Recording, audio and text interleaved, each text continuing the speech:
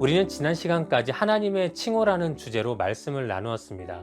제가 하나님의 칭호를 설교하면서 가장 많이 생각하게 된 것은 바로 하나님을 의지해야만 하는 우리 인간의 모습이었습니다.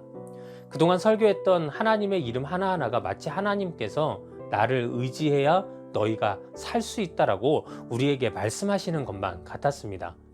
하나님께서는 우리에게 나타내신 자신의 이름을 통해 내가 너희를 승리케 할 것이니, 그리고 내가 너희를 치료할 것이니, 내가 너의 목자가 되어줄 것이니, 내가 너를 위해 준비할 것이니, 내가 너의 공의가 되어줄 테니 이제 세상과 사람을 의지하지 말고 유일하고 전능한 창조주인 나 여호와 하나님을 의지해야만 한다고, 그리고 그것이 바로 우리가 이 세상 속에서 살 수 있는 유일한 길이라고 분명히 알려주신 것입니다.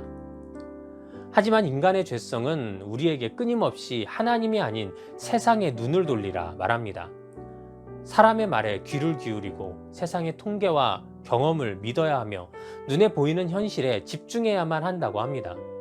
문제는 우리가 이런 유혹에 너무 쉽게 넘어간다는 것이지요. 하나님을 의지하기보다는 세상의 말과 현상에 더욱 집중하여 정작 하나님의 음성과 인도하심을 놓치고 살 때가 너무나도 많이 있다는 것입니다. 그래서 성경 잠언 3장 5절에서부터 6절까지 말씀에도 너는 마음을 다하여 여호와를 신뢰하고 내 명철을 의지하지 말라. 너는 범사의 그를 인정하라. 그리하면 내 길을 지도하시리라 라고 말씀하시면서 우리가 따르고 의지해야 할 것은 오직 여호와 하나님 한 분뿐이라고 성경은 분명히 증거하고 있는 것입니다. 그래서 오늘 저는 여러분들과 성경 속 말씀을 통해 하나님을 의지하는 것은 무엇이며, 또 우리의 삶 속에서 우리가 하나님을 의지하기 위해서는 어떤 삶을 살아야 하는지에 대해서 함께 알아보고 또 은혜 나누고자 합니다. 오늘 성경 속 다윗은 그의 인생 중 어찌 보면 가장 어둡고 힘든 시기를 살고 있었습니다. 왜냐하면 그는 자신을 죽이려 하는 사울왕을 피해 이리저리 광야를 도망 다녀야만 했기 때문입니다. 우리가 지난번 보았듯이 다윗은 골리앗과의 전투 이후 사울왕의 신임을 얻게 되어 이스라엘 군대의 장이 되었고, 그가 가는 곳마다 혁혁한 공을 세우게 됩니다. 그런데 이렇게 다윗이 점점 전쟁 영웅이 되니 이를 백성들은 사울이 죽인 자는 천천히요, 다윗이 죽인 자는 만만이로다 라고 노래하며 다윗을 높이기 시작한 것입니다. 문제는 이 노래를 들은 사울은 굉장히 그 마음에 분노가 쌓이게 되었고, 결국 이 분노가 커져 다윗을 죽이기로까지 결정하게 됩니다. 이에 다윗은 어쩔 수 없이 사울을 피해 광야를 떠돌며 도망 다닐 수밖에 없었던 것입니다. 오늘 본문은 이렇게 도망 다니던 중에 일어난 일입니다. 오늘 본문을 보면 하루는 다윗 일행에게 사람들이 와서 그일라라고 하는 지방에 블레셋이 쳐들어와 약탈을 하고 있다고 알립니다. 이에 다윗이 하나님께 물으니 하나님께서는 다윗에게 블레셋을 치고 그일라 주민을 구원하라고 말씀하십니다.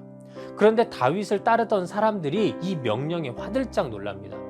왜냐하면 사울왕을 피해 있는 것도 지금 들킬까봐 조마조마한데 그일라를 구하기 위해 블레셋 군대와 싸워야 하는 것, 그것 자체도 부담이 되고, 또 이게 잘못되어서 사울의 귀에 들어가게 되면 자신들의 위치가 발각되는 치명적인 위기가 찾아오기 때문이었습니다. 그래서 성경을 보면 다윗도 다시 한번 하나님께 재차 물어보게 됩니다. 하지만 하나님의 대답은 이전과 동일하셨고, 결국 그 말씀대로 다윗은 블레셋과 싸우게 되고 승리하여 그일라 주민들을 구해내게 됩니다. 그런데 문제가 여기서 터집니다. 바로 다윗을 따르던 사람들의 우려가 현실이 되고 말았던 것입니다. 다윗의 무리가 그일라에 있다는 이 사실을 어떤 그일라 사람이 다윗을 배신하여 사울왕에게 가서 알리게 되었고, 이로 인해 사울은 군대를 이끌고 그일라로 내려오게 됩니다. 어찌 보면 메마르고 황폐한 광야 같은 땅에서 사울의 군대가 다윗과 그의 추종자 600명을 찾아내기란 그리 어려운 일은 아니었을 것입니다. 하지만 하나님께서는 다윗에게 그일라 사람들이 배신할 것이고 결국 사울이 올 것이라는 말씀을 해주셨고, 이 말을 들은 다윗은 그의 추종자들과 함께 그일라에서 떠나가게 됩니다. 그런데 이때 또 누군가가 사울에게 다윗이 그일라에서 떠났다는 사실까지 알려주게 됩니다. 그래서 결국 사울도 그의 군대와 함께 그일라가 아닌 다윗을 직접적으로 쫓아가기 시작하게 됩니다. 하지만 오늘 우리가 읽은 본문은 바로 이 모든 일의 결론을 말하고 있는데, 사울과 그의 군대가 다윗을 반드시 우리가 잡을 수 있다라고 하는 그 확신을 갖고 다윗의 무리를 매일 찾았지만 결국 절대로 그들을 찾을 수가 없게 되었다는 것입니다. 그리고 그 이유를 오늘 성경은 하나님이 그를 그의 손에 넘기지 아니하시니라 라고 말하면서 이 모든 순간 속에서 다윗을 지키고 인도하신 이가 바로 하나님임을 우리에게 분명히 증거하고 있는 것입니다. 우리는 이상의 성경 이야기를 통해 하나님을 의지하는 삶의 대표적인 모습인 다윗과 반대로 하나님을 의지하지 않는 삶의 대표적인 모습인 사울 왕을 보게 됩니다. 우리는 이 둘을 조금 더 구체적으로 볼 필요가 있는데요. 먼저 첫 번째로 하나님을 의지하지 않는 자 사울에 대해 우리는 좀 알아보아야 합니다. 우리가 지난번에도 알아봤던 것처럼 사울 왕은 처음 마음가짐과는 다르게 왕이 된 후 점점 변질되어 가기 시작합니다. 하나님의 말씀에 귀 기울이던 그가 사람의 말에 신경 쓰기 시작하고, 하나님을 높이던 그가 자신을 높이기 위해 전쟁의 기념비를 세우고, 하나님의 명령에 순종하던 그가 하나님의 명령에 불순종하기 시작합니다. 오늘 성경 속에서 보면 그도 표면적으로는 하나님의 이름을 사용합니다. 사무엘상 23장 7절의 말씀에 보면 다윗이 그일라에 온 것을 어떤 사람이 사울에게 알림해 사울이 이르되 하나님이 그를 내 손에 넘기셨도다. 그가 문과 문빗장이 있는 성읍에 들어갔으니 갇혔도다 라고 말합니다. 아까도 잠시 말씀드린 것처럼 사울이 모든 군대를 동원하여 위치가 파악된 다윗과 그의 무리를 광야에서 찾아내는 것은 절대로 어려운 일은 아니었습니다. 그러니 사울은 다윗을 잡을 수 있다라고 하는 확신에 차서 하나님의 뜻을 확인하지도 않고 하나님이 그 다윗을 이제 내 손에 넘기셨다라고 선언해버리고 말았던 것입니다. 하지만 이런 모습은 절대로 하나님을 주인 삼고 사는 하나님 중심의 삶이 아니며, 이런 모습이 하나님을 의지하지 않는 자의 대표적인 모습임을 우리는 깨달아야 합니다. 하나님을 의지하지 않는 사람들은 단순히 교회를 나오지 않고 하나님을 모르는 사람뿐만이 아닙니다.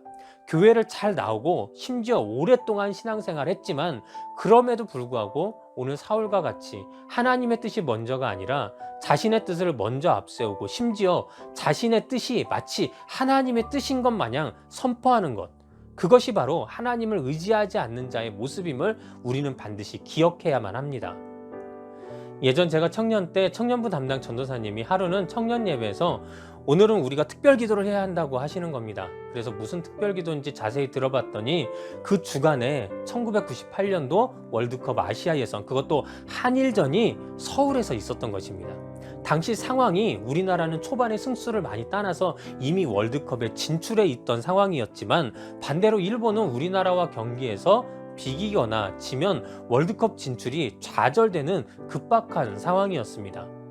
그런데 그 당시 전도사님은 모든 청년들에게 이렇게 말하는 것입니다. 여러분, 오늘 우리는 이번 주 한일전에서 반드시 한국이 승리하여 저 하나님도 알지 못하는 나라 일본이 절대로 월드컵 본선에 못 나가도록 기도해야만 합니다 라고 말씀하시는 것입니다. 그래서 당시 순수한 믿음을 가지고 있었던 저희 청년들은 정말 열심히 한국이 이기고 일본이 지게 해달라고, 일본이 절대 월드컵 본선에 나가지 못하게 해달라고 간절하게 기도하였습니다. 그런데 정작 그 주 경기 결과가 저희의 기도와는 다르게 일본이 한국을, 그것도 서울에서 2대0으로 이기고 만 것입니다. 이로 인해 일본은 조 2위가 되면서 이란과 플레이오프를 치를 수 있게 되었고, 이 경기에서 만약에 일본이 이기면 일본은 최초로 월드컵에 진출할 수 있는 기회가 생기게 되었던 것입니다. 며칠이 지나고 나서 이번에도 전도사님이 청년 예배 때 우리가 특별 기도를 해야 한다고 또 말씀하시는 것입니다. 이유인즉슨 그 주간에는 일본과 이란의 월드컵 진출을 놓고 벌이는 플레이오프가 있다는 것입니다. 그러면서 전도사님은 지난번에 한국이 지게 된 것은 다 하나님의 깊은 뜻이 있었습니다. 저희 일본이 플레이오프에 진출하게 함으로 일본의 기대를 높여놓으셨다가 이란에게 져서 그 기대감을 똑 떨어뜨려서 일본이 앞으로는 절대 월드컵 본선 무대를 꿈꿀 수 없도록 하나님이 다 계획하신 것입니다. 그러니 이번 주간 일본이 이란에게 지라고 우리는 기도해야만 합니다 라고 또 말씀하시는 것입니다. 그래서 저희는 또 일본이 지고 이란이 이기라고 또 간절하게 기도하였습니다. 자, 그런데 그 주간 경기 결과는 연장전까지 가는 접전을 통해 결국 일본이 이란을 3대2로 이기고 월드컵 본선에 진출하게 된 것입니다. 이후 실망되었는지 전도사님은 더 이상 축구 때문에 하는 특별 기도를 하지 않으셨습니다. 어찌 보면 참 우스운 이야기지만 또 곰곰이 생각해보면 이 모습은 우리가 매번 하나님 앞에서 범하는 신앙의 오류이기도 합니다. 오직 난 주님만을 의지합니다. 오직 주님만을 바라봅니다 라고 우리는 흔히 말하지만 마치 이 전도사님처럼 그리고 오늘 성경 속 사울왕의 모습처럼 우리가 하는 기도가 하나님의 뜻을 구하기 전에 내 뜻을 하나님께 관철시키기 위함에만 초점이 맞추어져 있다면, 그리고 하나님을 마치 내 바램과 욕구를 반드시 채워줘야만 하는 요술방망이쯤으로만 생각한다면 우리는 아직까지도 하나님을 의지하는 자가 아니라 하나님을 의지하는 척하면서 세상과 자신을 의지하는 자라는 또 하나의 증거가 되기도 한다는 것입니다. 여러분은 지금 정말 하나님의 뜻을 먼저 구하고 계십니까?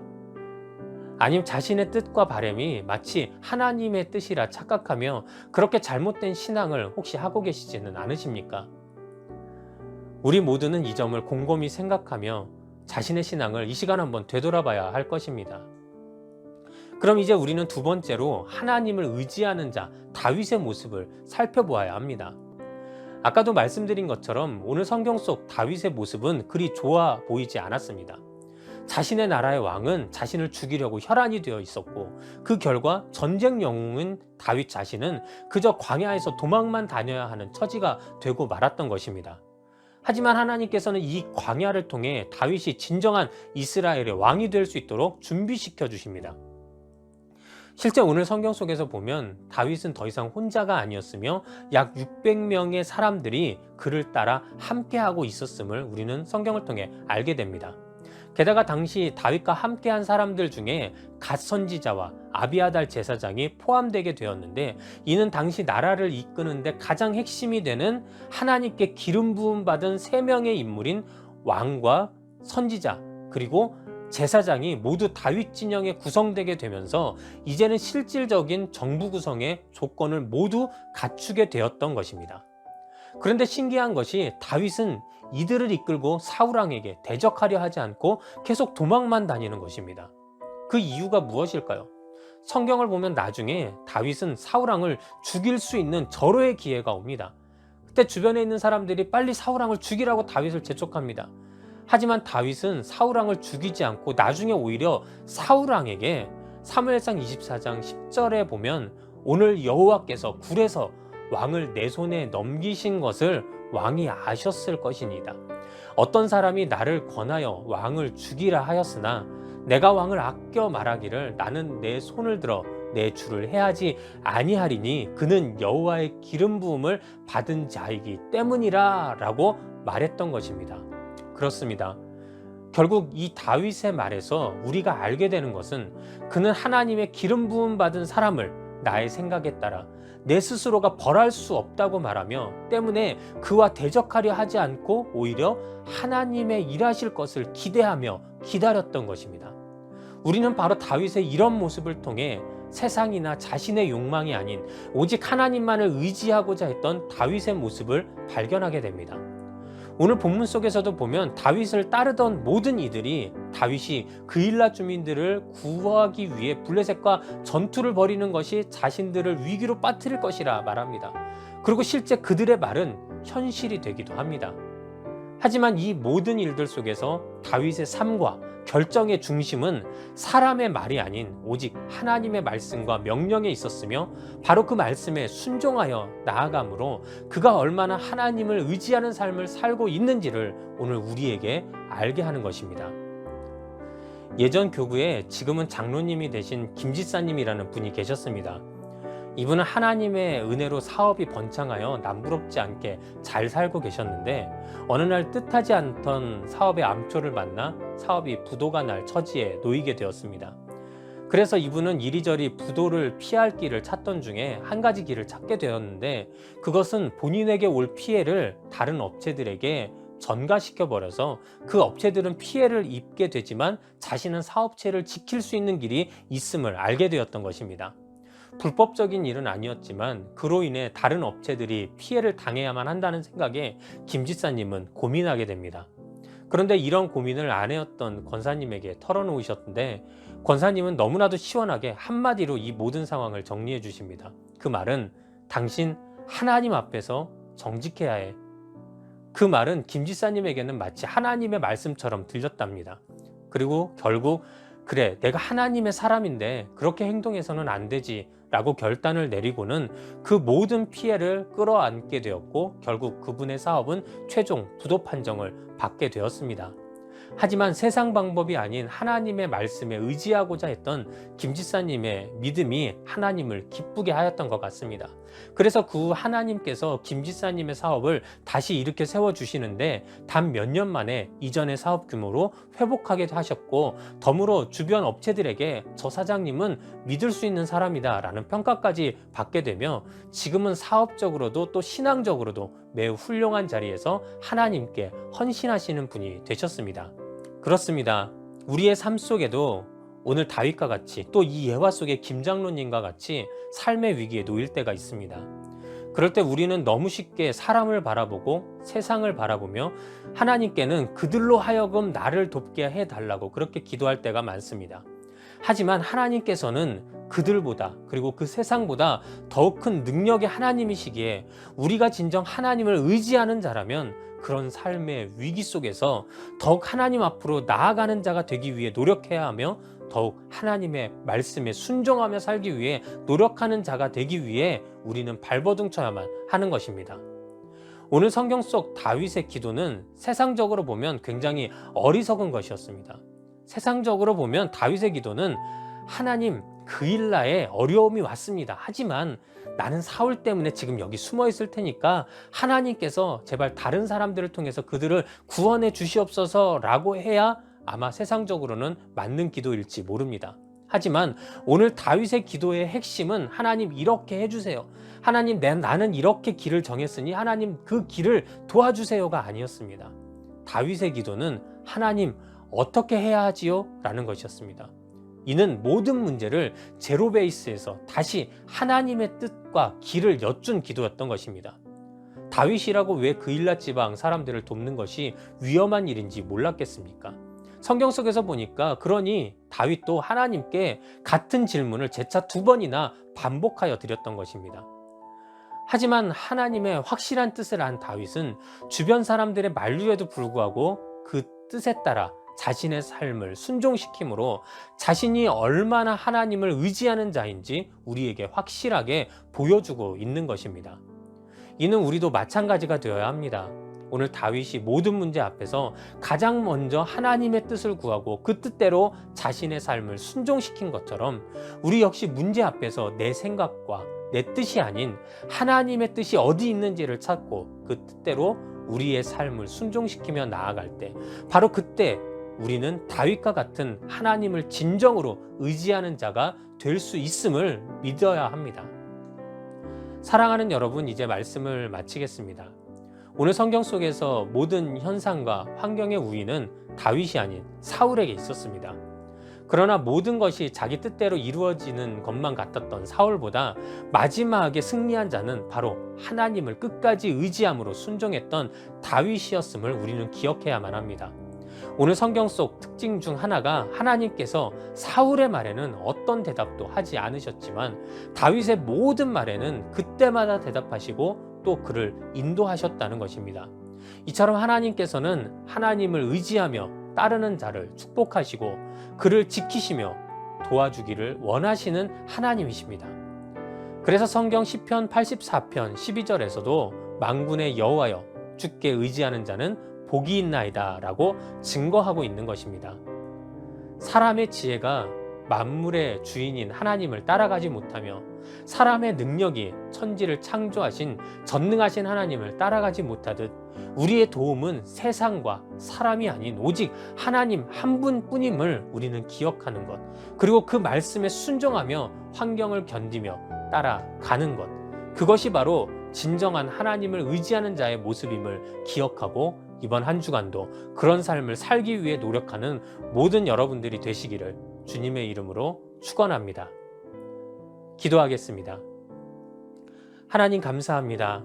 오늘 성경 속 그 말씀처럼, 그 다윗의 삶처럼 우리의 삶의 어떤 문제 속에서도 우리가 주님의 뜻을 먼저 바라보게 하시고 주님의 뜻을 먼저 구할 수 있는 자가 되게 하여 주시옵소서. 그리하여 우리가 사울과 같이 주님을 따르지 않는 자가 아니라 다윗과 같이 진정으로 주님을 의지하는 자가 되게 하여 주시옵시고, 결국에 우리를 지키시고 인도하시는 그 하나님의 손길을 경험하는 우리 모든 성도들이 되게 하여 주시옵소서. 오늘도 주님께서 우리와 함께 하심에 감사와 영광 올려드리오며 예수님의 이름으로 기도드렸사옵나이다. 아멘.